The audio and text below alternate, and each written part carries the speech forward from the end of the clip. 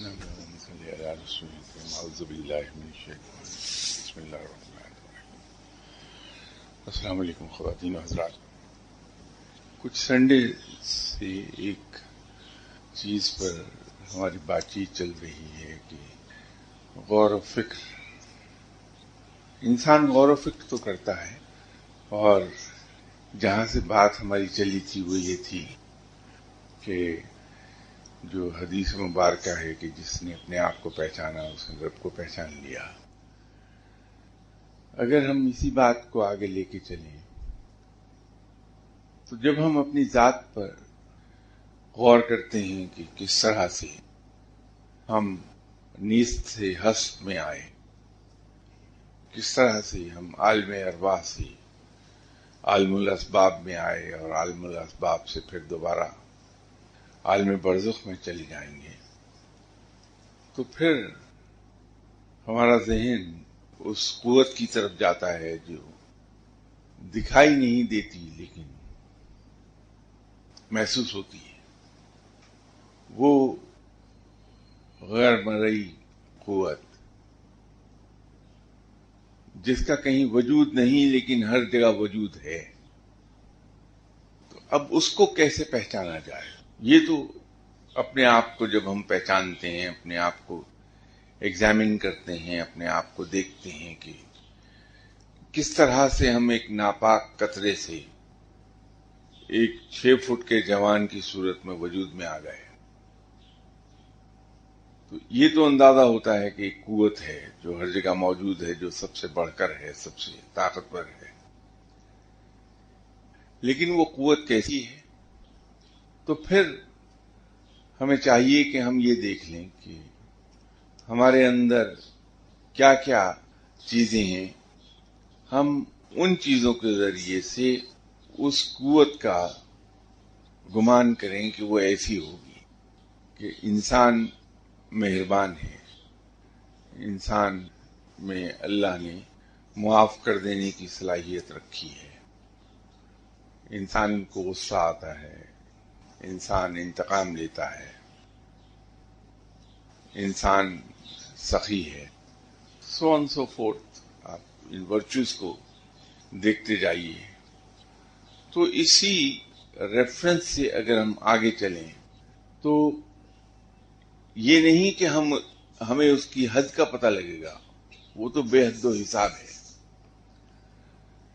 انسان کے ساتھ اس کا کوئی موازنہ نہیں کیا جا سکتا. رب تعالیٰ کی قوتیں، رب تعالیٰ کی قدرت بے حد و حساب ہے، اور اس کو ہم انسان سے موازنے میں نہیں ڈال سکتے. لیکن ایک ریفرنس ضرور ہے کہ رب کے ورچوز ایسے ہوں گے کیونکہ اس نے ہمارے اندر اپنے ورچوز کا ایک عکس ڈالا ہے. اس طرح سے دیکھیے کہ جو کچھ ہمارے اندر ہے یہ رب تعالیٰ کے ورچوز کا ایک عکس ہے ما سوائے رحمان ہونے کے. انسان میں اس کا عکس نہیں ڈالا رب نے. رحمان صرف رب ہے. تو جب ہم اس ریفرنس کو دیکھیں گے تو پھر ہمیں یہ شوق ہوگا کہ ہم رب کو مزید جانیں، رب کو مزید پہچانیں. اب جیسے میں نے جب بات شروع ہوئی تھی تو اس وقت عرض کیا تھا کہ رب کی ذات پر غور نہ کریں کبھی، وہ منع ہے. اس لیے کہ عقل انسانی اتنی کمزور ہے، اتنی ناقص ہے کہ اگر ہم نے رب کی ذات پر غور کیا تو ہم بھٹک جائیں گے. ہم رب کی صفات پر، اس کی قدرت پر اگر غور کریں گے تو ہم رب کو پہچاننے لگیں گے. تو جب ہم یہ جاننا چاہیں کہ رب کیسا ہے تو اس کے لیے پھر ہمیں ایک آئینے کی ضرورت پیش آئے گی کہ جس آئینے میں اس کے تصور کو ہم دیکھ سکیں، اور وہ آئینہ ہے ہمارے دل کا. اور آئینہ میں کوئی شبیہ، کوئی امیج صاف دکھائی نہیں دیتا جب تک کہ آئینہ کلی طور پر صاف نہ ہو. تو انسان اپنے دل کے آئینے پر رب کا عکس نہیں دیکھ سکے گا، تب وقت ہے کہ اپنے دل کو پوری طرح صاف نہ کر لے. اور دل کی صفائی کے سلسلے میں یہاں میں نے آپ سے عرض کیا تھا، کوئی not the last but previous one, میں نے عرض کیا تھا آپ سے کہ انسان کے اندر 10 ایسے نیگیٹو چیزیں ہیں کہ جب تک وہ نہ نکلیں انسان کا دل صاف نہیں ہوتا، اور جب تک انسان کا دل صاف نہیں ہوگا اس میں رب نہیں بستا آگے. رب پاک ہے، رب صاف ہے، رب حسین ہے، رب نفاست پسند ہے. وہ صرف وہیں رہتا ہے جہاں ایسی نیگیٹو چیزیں نہ ہوں. تو ان 10 نیگیٹو چیزوں میں سب سے پہلی جو چیز میں نے عرض کی تھی وہ کینہ تھا، کہ جب تک کہ انسانی دل سے کینہ بالکل نہ نکل جائے اس وقت تک رب وہاں نہیں بستا. دوسرا بغض ہے، تیسرا حسد ہے، اور اس کے بعد 2 ایسی چیزیں ہیں جو ہمیں بہت عزیز ہیں، خاص طور پر اس خطۂ زمین پر بسنے والے 18 کروڑ لوگوں کو ہم بہت چاہت اور پیار سے انہیں پالتے ہیں. وہ ہے غیبت اور غصہ. غیبت کے سلسلے میں ایک بار میں نے عرض کیا تھا کہ غیبت کتنی بری چیز ہے اس کا اندازہ اس سے لگا لیں کہ اپنی وائف سے جو بندہ فیتھفل نہ رہے اس کی سزا سنسار ہونا ہے. اسے اسلام میں اس کی سزا یہ ہے کہ اسے زندہ سنسار کر دیا جائے. تو ایک صحابی اپنے دوسرے ساتھیوں کے پاس تشریف لائے اور ان کے دوستوں نے دیکھا ان صحابی رضی اللہ تعالی عنہ کے چہرے پر شدید پریشانی کا عالم ہے، اور وہ ایسا لگتا ہے کہ وہ صحابی ابھی رو دیں گے. تو دوستوں نے پوچھا کہ آپ کو ہوا کیا ہے جو اس قدر شدید پریشانی میں مبتلا ہیں؟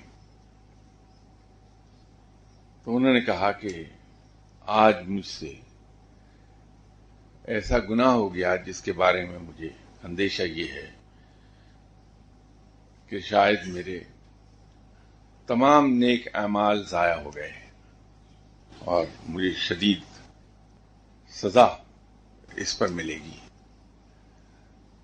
تو صحابہ نے کہا کہ کیا ہو گیا؟ تو انہوں نے کہا کہ میں نے آج اپنی وائف سے بے وفائی کر ڈالی ہے. تو صحابہ نے کہا کہ شکر ہے، ورنہ ہم یہ سمجھے کہ شاید آپ نے کسی کی غیبت کر دی ہے. تو یہ جس چیز کو ہم بہت عزیز رکھتے ہیں اور جو سب سے بڑی پاس ٹائم ہابی ہے ہماری، وہ اتنا بڑا گناہ ہے، اتنی بڑی مصیبت ہے وہ. اسی طرح ہم غصے کو پالتے ہیں. میرا مشاہدہ یہ ہے کہ جو انسان غصور ہے اور غصے میں وہ عقل کھو دیتا ہے، اسے اپنی زبان پر کنٹرول نہیں رہتا. وہ خواہ کتنا ہی عبادت گزار کیوں نہ ہو، وہ رب کے قریب پہنچ نہیں پاتا. شاید آپ میں سے اکثر حضرات یہ سوچیں گے کہ یہ پاگل پن کی بات ہے کہ اللہ تعالیٰ غصہ تو ہمارا ہے تو رب کیوں ہمیں اپنے قریب نہیں کرے گا. اس کے ایک میکنزم کام کرتا ہے. وہ میکنزم کام یہ کرتا ہے کہ اگر میں شدید غصور انسان ہوں اور غصے کے عالم میں مجھے کچھ کنٹرول نہیں رہتا اپنی زبان پر، چاہے میں دل سے کتنا ہی اچھا انسان کیوں نہیں، تو جب میں غصے میں آتا ہوں اور اپنے کسی مسلمان بھائی کو جو میرے منہ میں آتا ہے میں کہہ دیتا ہوں، تو اس سے میرے مسلمان بھائی کا دل دکھتا ہے. خواہ 10 منٹ کے بعد جب میرا غصہ ختم ہو تو میں اس اپنے مسلمان بھائی کو کتنا ہی کیوں نہ کمپنسیٹ کروں، لیکن اس کا دل تو دکھ گیا، اور رب کو یہ گوارا نہیں ہے کہ اس کے کسی بندے کا دل دکھا دیا جائے، چاہے وہ غیر مسلم ہی کیوں نہ ہو۔ اس میں یہ شرط نہیں ہے کہ مسلمان کا دل نہ دکھے، وہ اگر خورشیف جیسے منکر خدا کا دل بھی کسی نے دکھایا تو رب تعالیٰ اسے برداشت نہیں کرتا، اسے اپنے بندوں سے بہت پیار ہے۔ یہ میں روٹین کی بات نہیں کہہ رہا جو ہم ہر روز سنتے ہیں ایک دوسرے سے، یہ مشاہدے کی بات ہے کہ میں نے خود دیکھا ہے کہ وہ لوگ جنہوں نے کسی منکر خدا کا دل بھی دکھایا وہ رب کے قریب نہیں جا پائے۔ اسی لیے فقیر لوگ، درویش لوگ سب سے زیادہ جو احتیاط کرتے تھے، آج بھی وہ اسی پہ کام کرتے ہیں کہ اپنے غصے کو ختم کر دیتے ہیں، کسی کا دل نہیں دکھاتے۔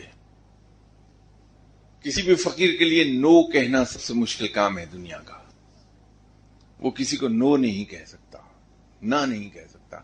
حالانکہ مینجمنٹ میں یہ کہا جاتا ہے کہ جو اچھا ایگزیکٹو ہے، جو ایفیکٹو ایگزیکٹو ہے، وہ سب سے پہلے نو کہنا سیکھتا ہے۔ ایڈوائز یہ کی جاتی ہے مینجمنٹ پڑھاتے وقت کہ سب سے پہلے آپ نو کہنا سیکھیے۔ کہ خود گورے نے ہم کو بھی یہ بات پڑھائی تھی آج سے 46 سال پہلے کہ نو کہنا سیکھو۔ تو فقیر نو نہیں کہہ سکتا کسی کو، اس کے پیچھے یہ نہیں ہے کہ اس کے اندر اخلاقی جرت نہیں ہوتی یا اس کا ذہن کام نہیں کر رہا ہوتا، بلکہ یہ پریکٹس کرتا ہے کہ کسی کا دل میرے ہاتھ سے نہ دکھے، تو اس خوف سے وہ انکار نہیں کرتا کسی چیز سے، کسی بھی شخص کو، کہ معلوم نہیں میرے نہ کہنے سے اس کا دل نہ دکھ جائے اور میں گرفت میں نہ آ جاؤں رب تعالیٰ کی۔ ایک اور چیز جو بہت عزیز ہے ہمیں، خاص طور پہ مجھے تو بہت ہی عزیز ہے، وہ ہے گفتگو کرنے کی حرص کلام۔ یہ بھی ان 10 چیزوں میں سے ہے۔ اگر ہم اس کو ٹیل اینڈ سے دیکھیں گے تو یہ تھرڈ بنے گی، اس میں پرائیورٹی آرڈر میں ٹیل اینڈ سے اگر آپ دیکھیں تو یہ تھرڈ، کہ گفتگو کرنے کی جو حرص ہے ہمارے اندر کہ میں بات کروں دوسرا نہیں کرے۔ اسی طرح حرص توام ہے، ہم کھاتے چلے جاتے ہیں۔ یہ مجھے اپنے کالج کے زمانے کا ایک واقعہ یاد آ گیا۔ میرے کزن کے ایک دوست تھے ربانی صاحب، اہل زبان تھے، ان کا تعلق بریلی سے تھا۔ تو چونکہ فیملی میں اس وقت سب سے کم عمر میں تھا تو ڈیوٹی میری تھی کہ میں انہیں جب بھی وہ گھر پہ آ کے ٹھہریں تو لک آفٹر ان کو میں کروں، ربانی صاحب کو۔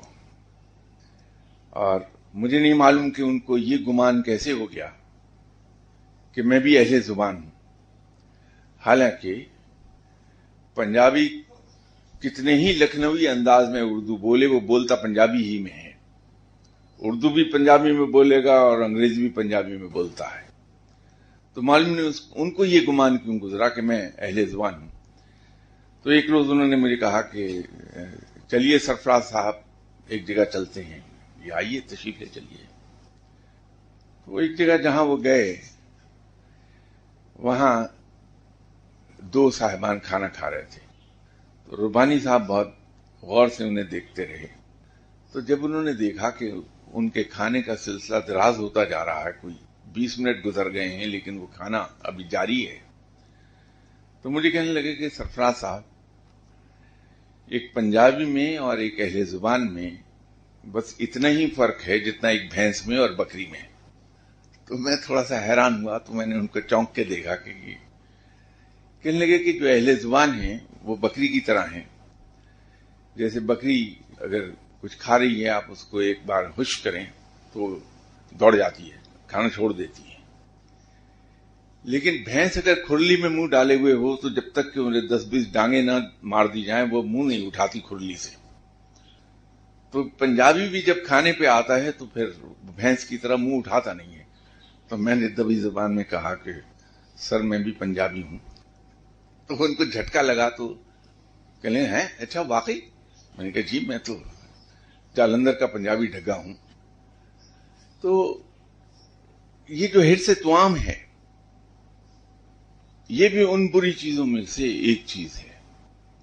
وہ ربانی صاحب انتقال کر گئے اس لیے بتانے میں مجھے کوئی اندیشہ نہیں، ورنہ اگر وہ زندہ ہوتے تو میری بات ختم کرتے ہی میرا خیال ہے یہاں 50% لوگ ان کے پاس چلے گئے ہوتے اب تک. ان صاحب میں ایک بہت زبردست اللہ نے کوئی کوالٹی پیدا کی تھی. جیسے میں نے عرض کیا کہ میں شاید اس وقت فرسٹ ایئر یا سیکنڈ ایئر میں پڑھا کرتا تھا. تو ایک رات کو انہیں میں نے کھانا سرو کیا تو برتن جب میں واپس لے جا رہا تھا ان کے کمرے میں سے تو انہوں نے مجھ سے کہا کہ سرفراز صاحب آپ کا پورا نام کیا ہے؟ تو میں نے عرض کر دیا کہ سرفراز احمد. والدہ کا نام، date of birth, place of birth, time of birth. تو میں نے ان سے انفارمیشن تو دے دی اس لیے کہ تمیز اور ادب کا تقاضا یہ تھا کہ میں انکار نہ کروں، دے دوں، اور اگر کوئی سوال مجھے پوچھنا ہے تو انفارمیشن دینے کے بعد پوچھوں. تو میں نے انفارمیشن انہیں پرووائڈ کرنے کے بعد عرض کی. میں نے کہا یہ آپ سب کیوں معلوم کرنا چاہتے ہیں؟ میں کہا نہیں ایسے میں سر دیکھنا چاہ رہا. نیکسٹ ڈے جو بریک فاسٹ ان کا لے کے میں گیا ان کے کمرے میں تو انہوں نے مجھے کوئی 6 انچ 7 انچ لمبا اور کوئی 5 انچ چوڑا پیپر دیا. اس پر پینسل سے لکھا ہوا تھا کچھ. تو میں نے اس کو پڑھا اور سم اور دی ادر میں جادو ٹونا تعویذ دھاگا اسٹرالوجی پامسٹری ان سب میں شروع ہی سے بلیو نہیں کرتا. تو انہوں نے میری زندگی کے واقعات اس دن سے لے کے 55 سال کی عمر تک جو رونما ہونے تھے موٹے موٹے واقعات وہ لکھے ہوئے تھے پینسل سے. میں نے توجہ سے پڑھا بھی نہیں. کیا یہ فور ٹیلنگ سوائے رب کے اور کسی کے بس کی بات نہیں ہے. تو وہ ڈال دیا پیپر ایسے ہی.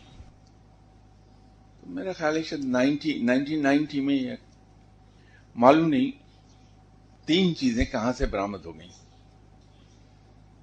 ایک بزرگ ہوا کرتے تھے یہاں میانی صاحب میں، آج بھی ان کا مزار ہے. ان کے پاس میں گیا تھا جب میں کلاس 5 میں پڑھتا تھا. تو انہوں نے مجھے ایک ٹکا دیا تھا. اس وقت ٹکا ہوتا تھا 2 پیسے. وہ بھی 1990s میں میرے ڈریسنگ ٹیبل پر پڑا ہوا تھا اور اس پہ کائی وغیرہ جمی ہوئی، آکسیڈیشن ہو گئی تھی اس کی. اسی طرح ایک بزرگ جو دنیا سے بہت دیر پہلے جا چکے، کچھ 600 سال پہلے، انہوں نے مجھے کوڑیاں عطا فرمائی تھیں کیونکہ ان کے دور میں کوڑیاں مارکیٹ میں بطور کیش کے چلتی تھی. تو 4 کوڑیاں انہوں نے عطا فرمائی تھی مجھے. وہ کوڑیاں بھی غائب ہو گئی تھی، وہ بھی وہیں آ گئیں ڈریسنگ ٹیبل پر، اور یہ پیپر بھی. تو میں نے اس پیپر کو اٹھا کے یہ دیکھا کہ ہے کیا. تو دیکھا ربانی صاحب کی تحریر ہے پینسل کی. تو مجھے خوشی ہوئی، حیرت بھی ہوئی کہ اتنے عرصے کے بعد یہ پیپر کہاں سے نکلا ہے، اور پڑھا بھی ڈریسنگ ٹیبل پر ہے میری. تو اس کو اٹھا کے میں نے پڑھا. بڑی ایک حیرت انگیز چیز تھی کہ اس میں کوئی ایک بھی ایسی بات نہیں تھی جو ہوئی نہ ہو. اور اب آپ پتھر مت ماریے گا، آخری جملہ سن کے میرا. انہوں نے لکھا تھا کہ 55 سال کی عمر میں یا آپ پاگل ہو جائیں گے یا کوئی بڑا حادثہ پیش آئے گا. تو وہ 55 سال کی عمر کو جب میں پہنچا تو حادثہ یہ پیش آیا کہ میں کنگال ہو گیا. اور لوگوں نے باضابطہ مجھ سے کہا، جو قریبی لوگ تھے، کہ شاہ صاحب آپ یہ اللہ کو پکارتے رہتے ہیں تو بچ گئے، ورنہ عام آدمی خودکشی کر لیتا. تو وہ آخری بات تھی 55 سال کی عمر کی مجھے. لیکن وہ انتقال کر گئے، تلاش مت کیجئے، نہیں ملیں گے وہ. تو یہ جو حرص توام ہے وہاں سے بات چلی تھی، یہ رب کو پسند نہیں ہے، انسان روحانیت کی راہ پر نہیں چل پائے گا۔ اسی طرح ایک اور چیز ہے، وہ ہے حرص جاہ۔ جس انسان کے دل میں، جس دل میں یہ خواہش ہو کہ لوگ میری عزت کریں، میری تعظیم میں اٹھ کر کھڑے ہوں، وہاں رب نہیں بستا۔ یہ ایک حدیث بھی ہے کہ وہ شخص جو یہ چاہے کہ لوگ اس کی تعظیم میں اٹھ کر کھڑے ہوں، اسے چاہیے کہ اپنا ٹھکانہ جہنم میں بنا لے۔ تو یہ حرص جاہ ان 10 آئٹمز میں سے لاسٹ ہے۔ تو اگر رب کو ہم بسانا چاہتے ہیں اپنے دل میں، تو 10 کی 10 چیزوں سے چھٹکارا پانا پڑے گا ہمیں، اس کے بغیر رب نہیں ملے گا۔ لوگ مراقبے کی بات کرتے ہیں، مراقبے میں بھی قلب، دل، جو بھی کہیے اسے آپ، یہ بڑا اہم رول پلے کرتا ہے۔ کیونکہ جب ہم مراقبے میں جاتے ہیں تو اس کا طریقہ یہ ہے کہ آپ جب مراقبے میں جانا چاہیں تو کسی ایسی جگہ بیٹھ جائیے جہاں شور نہ ہو اور تنہا ہوں آپ، اور اس جگہ بھی وہ مقام ڈھونڈیے جہاں آپ روز بیٹھتے ہیں، کیونکہ انسانی فطرت میں ہے کہ انسان اپنے فیملیئر انوائرنمنٹ میں ریلیکس کر جاتا ہے، اس کے اعصاب پر تناؤ نہیں ہوتا فیملیئر انوائرنمنٹ میں۔ تو جب آپ ایسی جگہ بیٹھیں گے جہاں آپ روز بیٹھتے ہیں تو آپ کے اعصاب پر تناؤ نہیں ہوگا۔ یہ یاد رکھیے کہ اگر اعصاب پر تناؤ ہوا، آپ ٹینس ہوئے، تو مراقبہ نہیں ہوتا ہے۔ تو وہاں بیٹھ جائیے، اور اس کا پوسچر ڈپینڈ کرتا ہے کہ کسی انڈیویجول کے لیے کون سا پوسچر زیادہ کمفرٹیبل ہے بیٹھنے کے لیے۔ کچھ کراس لیگ بیٹھتے ہیں، وہ ان کے لیے بہت کمفرٹیبل ہوتا ہے۔ کچھ اتحیات میں جیسے بیٹھتے ہیں، اس پوزیشن میں بیٹھتے ہیں، ان کے لیے وہ بہت کمفرٹیبل ہوتا ہے۔ سب سے زیادہ کمفرٹیبل پوسچر لے لیں اور آنکھیں بند کر کے اپنا سر اتنا جھکائیے کہ چین ٹچ کر جائے سینے کو، اور تصور میں آپ توجہ باندھیے اپنے دل پر کہ آپ اپنے دل کو دیکھ رہے ہیں۔ تو شروع میں تو 2-4 دن 5 دن اندھیرا ہوگا، اس کے علاوہ کچھ نہیں ملے گا۔ مایوس نہ ہوئیے، اس پہ پریکٹس جاری رکھیے۔ پھر آہستہ آہستہ اس اندھیرے میں ایک ہلکی سی روشنی کی جھلک دکھائی دے گی، اور وہ پھر بڑھتا چلا جائے گا حتیٰ کہ آپ کو اپنا دل دکھائی دینے لگے گا۔ جب انسان اپنے دل کو دیکھتا ہے، بشرطے کہ مجھ جیسے سیاہکار کا دل نہ ہو، آپ جیسے نیک لوگوں کا دل آپ کو پنک، گہرا پنک رنگ کا دکھائی دیتا ہے اور چمک رہا ہوتا ہے بہت شدت کے ساتھ، بہت چمک ہوتی ہے اس وقت۔ تو اس پہ نظر جمائیے اور تصور کیجئے کہ میرے دل پر اللہ کا نام لکھا ہے۔ تو پھر آہستہ آہستہ، آہستہ آہستہ، اس کا مطلب یہ نہیں کہ 10-15 دن میں ہو جائے گا، it might take few months, وہ ویزیبل ہونے لگے گا اللہ کا نام۔ تو جب اللہ کا نام آپ کے دل پر واضح ہو جائے، اور جب بھی آپ مراقبے میں بیٹھیں تو ان اے منٹ اور سو وہ لفظ آپ کی آنکھوں کے سامنے آ جائے دل پر لکھا ہوا، تو سمجھ لیجئے اب مراقبہ آپ کا ہوتا ہے۔ تو جب ہم مراقبے میں، ہم سے مراد نہیں، جب آپ مراقبے میں جاتے ہیں، کیونکہ میں نے مراقبہ کبھی کیا ہی نہیں ہے، مجھے نہیں معلوم مراقبہ ہوتا کیا ہے، یہ تو پڑھی ہوئی باتیں آپ کو بتائے جا رہا ہوں۔ جب ہم اپنے دل پر نظر ڈالتے ہیں اور وہاں حرف اللہ نظر آتا ہے، تو اس کا مطلب یہ ہے کہ فار دیٹ ویری مومنٹ ہم دنیا سے کٹ گئے ہیں۔ اب دنیاوی کاروبار، دنیاوی परेशानियां और दुनियावी कसावतें, उनसे हम हट के कट के आ गए हैं। तो अगर दिल में ये कसावतें होंगी जो मैंने अर्ज की हैं, तो दिल फिर उतना साफ दिखाई नहीं देता, और जब दिल साफ नहीं होगा तो वहां रब नहीं आएगा। गर्चे बात जो मैं अगली कहना चाह रहा हूं वो असल मौजू से हटी हुई है, लेकिन इन द एंड इसी से जाके मिल जाएगी वो बात। वो ये है कि जब हम पर कोई मुश्किल आती है, हम अपने बच्चे को तकलीफ में किसी को देखते हैं, या अपने बच्चे की किसी जरूरत पर नजर पड़ती है हमारी, या कोई और दुनियावी काम हमारा अटकता है, तो हम ऐसे रवैये में चले जाते हैं जो अहल अल्लाह का रवैया नहीं है, जो अल्लाह के चाहने वालों का रवैया नहीं है। वो ये है कि हम अपनी तकलीफ जाके दूसरों से बयान करते हैं, हम किसी दुआ करने वाले की तलाश में जाते हैं और उस दुआ करने वाले इंसान के सामने जाके अपनी वो तकलीफ बयान करते हैं। अगर इसे आप गहरी नजर से देखेंगे तो ये दर हकीकत हम अपने रब का शिकवा बयान कर रहे होते हैं, ये अपने रब की शिकायत हो रही होती है।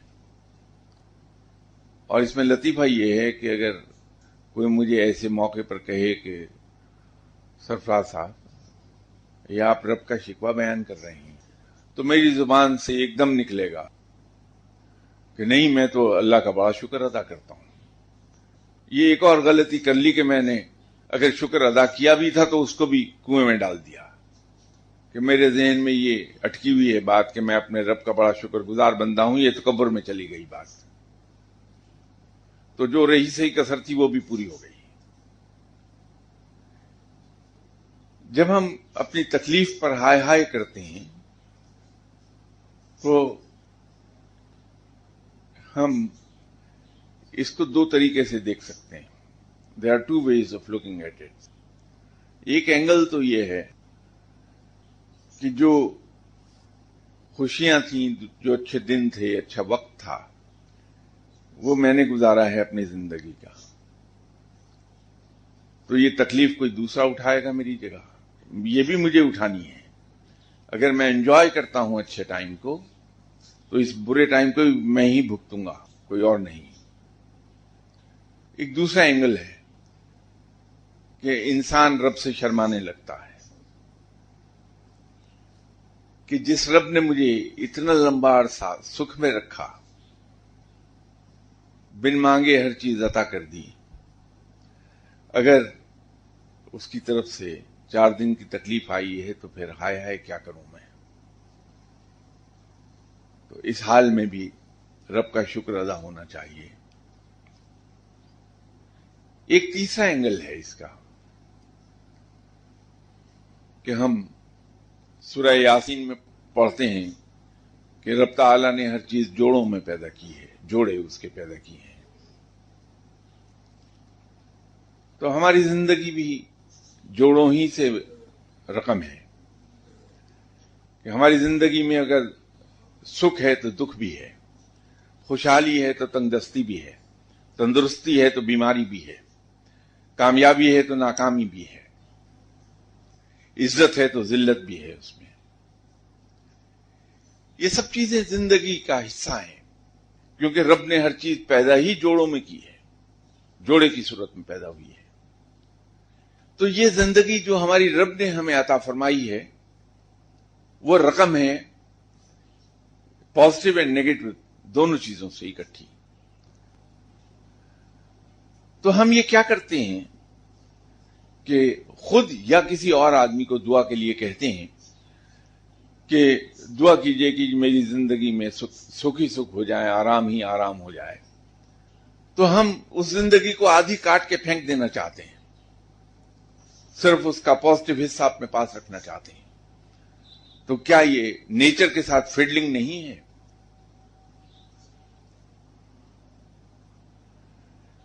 اور جب ہم کسی شخص کے پاس دعا کے لیے جا کے ریکویسٹ کرتے ہیں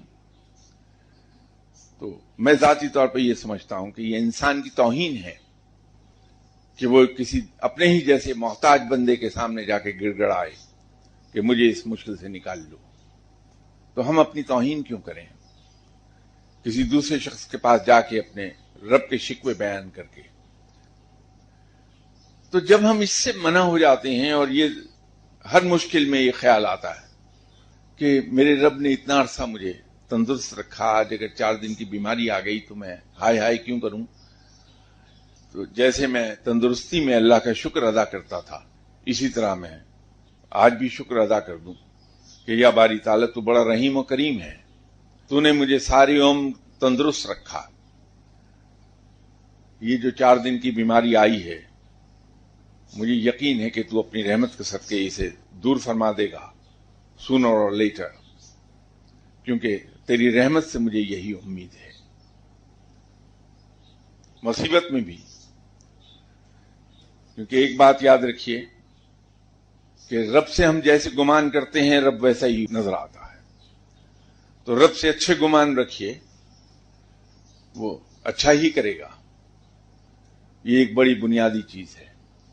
تو مشکل وقت میں بھی جب ہم اپنے رب سے اچھے گمان رکھتے ہیں اور اس سے یہ کہتے ہیں کہ یا باری تعالیٰ تو بہت رحیم و کریم ہے، میں جانتا ہوں، اور یہ میرا ایمان ہے کہ تو مجھے اس مصیبت سے نجات دلا دے گا، کیونکہ تیری سنت یہی ہے. تو رب اس مصیبت سے نجات دلا دیتا ہے. تو جب ہم یہ رویہ رکھتے ہیں تو ہم شکر گزار بندوں میں چلے جاتے ہیں، اور رب کو شکر گزار بندے بہت پسند ہیں.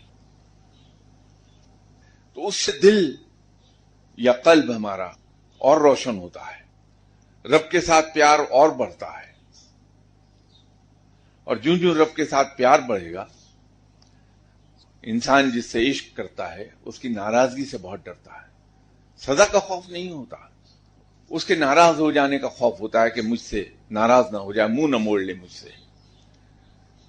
تو جب ہم یہ رویے رکھتے ہیں تو رب کے ساتھ ہم رفتہ رفتہ عشق میں مبتلا ہونے لگتے ہیں، اور جب اس کے عشق میں مبتلا ہو جائیں تو ہم اس کے چھوٹے سے چھوٹے حکم کی ستابی نہیں کرتے اس خوف سے کہ میرا محبوب مجھ سے ناراض نہ ہو جائے. تو اللہ کے اطاعت گزار بندوں میں چلے گئے، ہم بندگی کے اس اعلی معیار کو چلے جاتے ہیں جس پر ایک مومن فائز ہوتا ہے.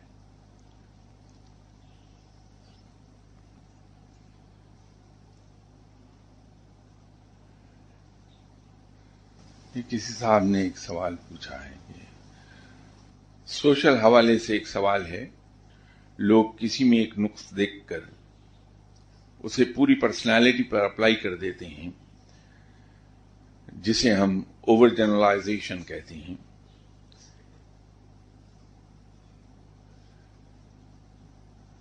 یہ کام مجھ جیسے کم علم اور کم عقل لوگ کرتے ہیں. فقیروں اور درویشوں کا کہنا یہ ہے کہ کسی شخص سے نفرت نہ کرو کیونکہ وہ اچھا ہے، ہاں اس نے کوئی ایک بری عادت پک کر لی ہے.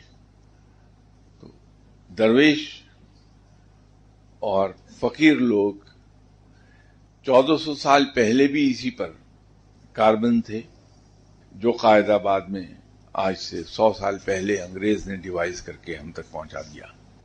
یہ فقیر لوگ 1400 سال سے اس پر عمل پیرا ہیں.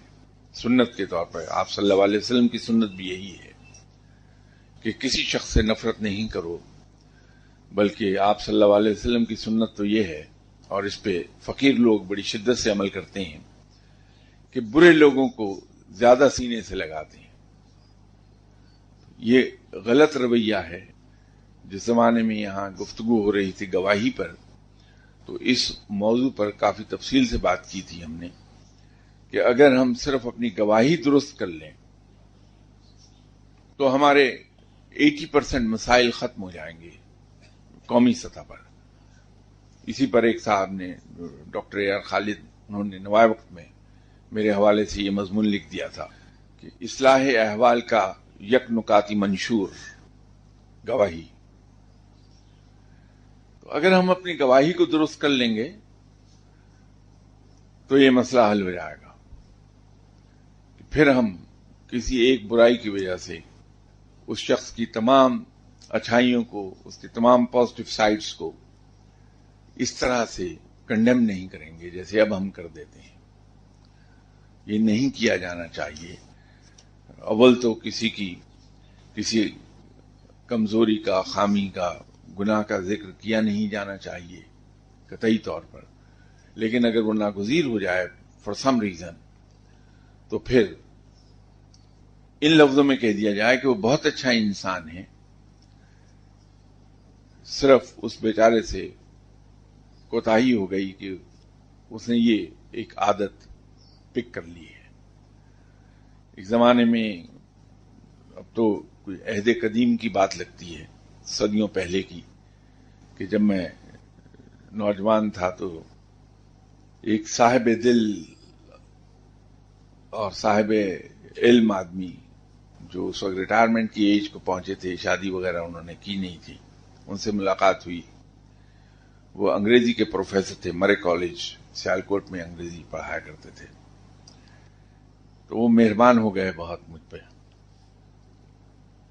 تو ایک دن وہ فرمانے لگے کہ جناب مولانا اشرف علی تھانوی ہمارے گھر بہت آیا کرتے تھے، ان کے والد کے پاس ان کا آنا جانا تھا کافی. تو جب کبھی بھی وہ سیالکوٹ آئے تو انہی کے گھر پہ ٹھہرتے تھے. تو یہ صاحب ان دنوں کلاس 4-5 میں پڑھتے تھے. تو ایک بار جناب مولانا اشرف علی تھانوی صاحب ان کے گھر پر ٹھہرے ہوئے تھے. یہ صبح کے وقت گئے تو مولانا سے انہوں نے سوال پوچھا کہ حضرت، ایک کافر اور ایک مسلمان میں کیا فرق ہے؟ تو ان کے والد نے انہیں ڈانٹا کہ سوال نہیں پوچھتے، یہ گستاخی ہے. تو مولانا نے فوراً منع کیا کہ نہیں، بچہ ہے، اسے پوچھنے دیں. تو چونکہ مولانا بہت بڑے صاحب علم تھے، تو صاحب علم کی ایک پہچان یہ بھی ہے کہ وہ اپنے مخاطب کے ذہنی سطح کے مطابق جواب دیتا ہے کہ سنت الہی اور سنت رسول صلی اللہ علیہ وسلم یہی ہے کہ اپنے مخاطب کے ذہنی سطح کے مطابق جواب دیا جائے. تو مولانا نے کہا کہ بیٹا، کافر اور مسلمان میں اتنا ہی فرق ہے جتنا ایک اچھے اور ایک برے انسان میں. جب کوئی برا آدمی کسی اچھے انسان کو کوئی نیکی کا کام کرتے دیکھتا ہے تو برا آدمی یہ کہتا ہے کہ ضرور اس کا کوئی ذاتی مفاد ہے اس نیکی کے پیچھے جو یہ نیکی کر رہا ہے. لیکن جب وہ نیک آدمی کسی برے آدمی کو کوئی گناہ کرتے دیکھتا ہے تو کہتا ہے کہ بیچارے سے غلطی ہو گئی. بس اتنا ہی فرق ہے. تو یہ ہماری سوشل لائف میں جہاں اور بہت سی چیزیں ایسی آ گئی ہیں جنہوں نے ہمارے سوشل سٹرکچر کا حلیہ بگاڑ دیا ہے، وہاں ایک یہ بھی ہے کہ ہم کسی انسان کی ایک کوتاہی کو پکڑتے ہیں اور اس کی پوری پرسنالٹی کو ڈیمیج کر دیتے ہیں. مسلمان یہ کام نہیں کرتا، وہ پردے ڈال دیتا ہے. دوسرا سوال انہوں نے یہ پوچھا ہے کہ محبت کیا ہوتی ہے. جب ہم کسی شخص کو اس کی اچھی فطرت کی وجہ سے پسند کرنے لگتے ہیں تو اس پسندیدگی کی 3rd ڈگری محبت ہے، پیار ہے. کہ وہ لائکنگ ڈیولپ ہو جائے گی تو اس لائکنگ کے بعد اگلی سٹیج آئے گی انفیچویشن کی، اور اس سے اگلی سٹیج آئے گی پیار کرنے کی، محبت کرنے کی. گرچہ یہ جو لفظ ابھی میں نے بولا کہ اچھی فطرت، یہ بڑی ریلیٹو ٹرم ہے اور بڑے براڈ معنوں میں یوز ہوتی ہیں. مجھ جیسے انسان کو دوسرے کی ویسی ہی فطرت اچھی لگے گی جیسی میری اپنی ہے. اگر مجھے کوئی نیک آدمی نظر آ جائے گا تو میں اس سے دور بھاگوں گا، اس کے لیے کبھی میرے دل میں لائکنگ ڈیولپ نہیں ہوگی. تو یہ ریلیٹو ٹرم ہے اچھی، وہ ڈیپینڈ کرتا ہے کہ دیکھنے والا انسان خود کیسا ہے. انہی صاحب کا، جن کا میں نے سیالکوٹ کے پروفیسر جن کا ذکر کیا، ان کے بارے میں یہاں سپیریئر سائنس کالج کی کیمسٹری کے ایک ہیڈ آف دی ڈپارٹمنٹ تھے. وہ ان سے ملنا چاہتے تھے اور انہیں وقت نہیں ملتا تھا ان سے. انہیں کسی نے بتا دیا کہ میں شرازی صاحب کے بہت قریب ہوں، اور لاہور میں جب وہ تشریف لاتے ہیں تو وہ انفارمیشن میرے پاس ہوتی ہے اور میری ایکسیس ہے وہاں تک، فری ایکسیس. تو طفیل قریشی صاحب نے مجھ سے فرمایا کہ میری ملاقات کرا دیں شرازی صاحب سے. تو مجھے یہ احترام تھا کہ وہ پروفیسر ہیں اور استاد کو انکار کرنا ذرا دشوار کام ہے. میں نے شرازی صاحب سے کہا کہ ٹائم دے دیجیے. میں نے کہا ٹھیک ہے، لے آؤ انہیں. تو میں نیکسٹ ڈے مارننگ لاہور آئے ہوئے تھے، یہاں بریک فاسٹ پر انہیں لے گیا. ملے، بڑے خوش ہوئے. پھر وہ ان کی رٹ شروع ہو گئی، مجھے دوبارہ ملنا ہے، دوبارہ ملنا ہے. تو شرازی صاحب سے میں جب وہ لاہور آئے دوبارہ عرض کیا کہ وہ ملنا چاہتے ہیں آپ سے، ٹائم دے دیجیے. تو ان کے چہرے پر کچھ ناگواری کے اثرات تھے، تو کہنے لگے ٹھیک ہے، لے آؤ. اور میں ان کے تاثرات دیکھ چکا تھا کہ ناگواری ہے. تو جب میں طفیل قریشی صاحب کو دوبارہ ان کے پاس لے کے گیا تو میں نے ان سے کہا کہ شرازی صاحب، اصل میں انہیں بڑی خواہش تھی طفیل قریشی صاحب کو کہ وہ آپ سے ملیں، کیونکہ پہلی ملاقات میں یہ آپ سے بہت متاثر ہوئے ہیں اور ان کے کہنے کے مطابق ان کا دل بار بار یہ چاہتا ہے کہ وہ آپ سے آ کے ملیں. تو شرازی صاحب نے کہا کہ سید زادے، یہ جو کچھ قریشی صاحب نے میرے بارے میں تمہیں کہا ہے، یہ در حقیقت وہ اپنی ذات کے بارے میں کہہ رہے ہیں. کیونکہ جب کوئی شخص دوسرے سے ملتا ہے تو اسے اپنی ذات کا عکس اس انسان میں دکھائی دیتا ہے، جیسے آئینے میں ہمیں اپنا امیج دکھائی دیتا ہے. تو دیکھنے والا یا ملنے والا انسان جیسا خود ہوتا ہے، جس سے وہ مل رہا ہے اس کو وہ ویسا ہی لگتا ہے. تو قریشی صاحب خود چونکہ بہت نیک اور بھلے آدمی ہیں، تو انہیں اپنی اس نیکی اور اس اچھائی کا عکس میرے اندر دکھائی دیا، جس سے یہ دھوکہ کھا گئے کہ میں اچھا ہوں.